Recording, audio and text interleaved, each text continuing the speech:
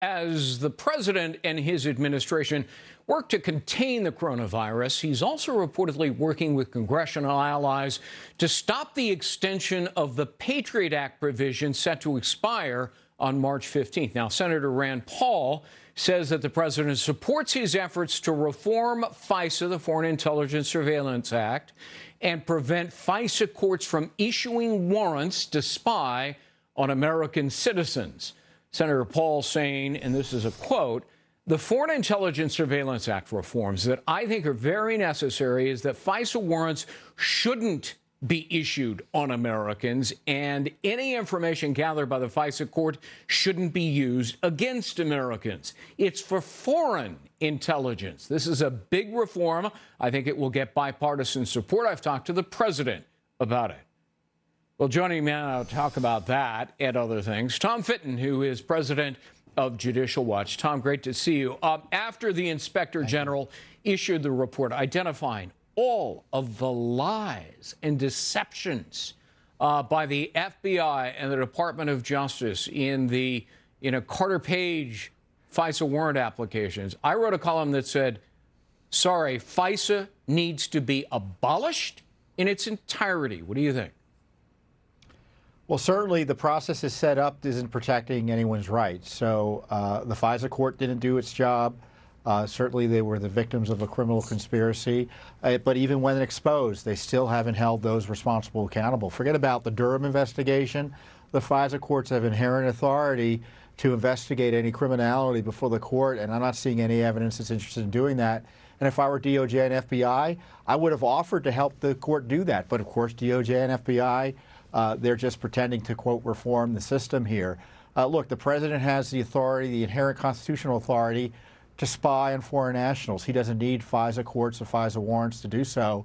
To a degree, those foreign nationals are talking to Americans. They can maybe get information indirectly. Right. Rand Paul's sniffing up the right tree. Oh, he is saying if you're going to target an American specifically, there might be we might be better off using the traditional warrant process.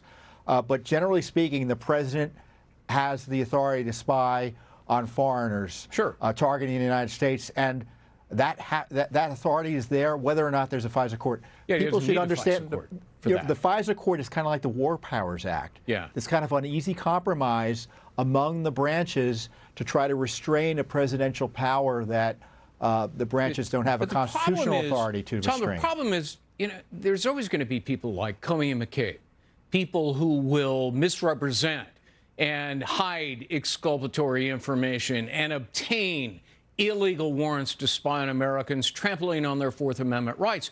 No amount of reforms is going to change all of that. Well, the key reform is to put people in jail who abuse the process criminally. Yeah, but they're not going to do that. I mean, so this reform game is just that, a game. So, Barr may have a credible point of view, and it says, well, just renew it. Because the reform isn't going to fix it in the sense that there's no penalty for criminally violating the rights of American citizens. The president's a crime victim, and no one's done a darn thing about it thus far. Well, and you've got to blame Bill Barr. I mean, look, there's been a criminal referral against James Comey. Barr won't do anything. Andrew McCabe, same thing, won't do anything. And now Barr goes to lawmakers privately over lunch the other day and says, I'll fix FISA, I'll institute reforms. Well, all right, take him at his word. Maybe he would enforce those reforms. What happens when Bill Barr is no longer the Attorney General? Then you're back to square one.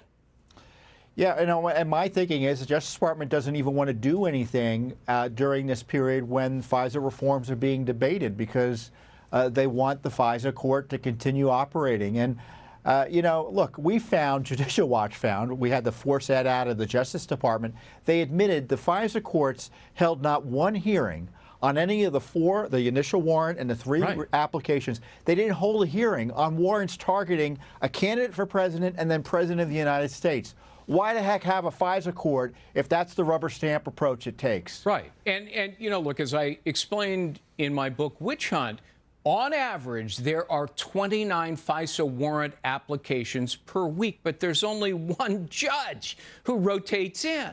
And as a consequence of that volume, that particular judge doesn't hold a hearing. He simply reads the papers submitted and says, oh, yeah, where's my signature line? In other words, that judge is simply trusting what people like Comey and McCabe are misrepresenting to him. And without a hearing, he has no way to challenge the evidence they're submitting, which is, in this case, the Carter Page case, phony.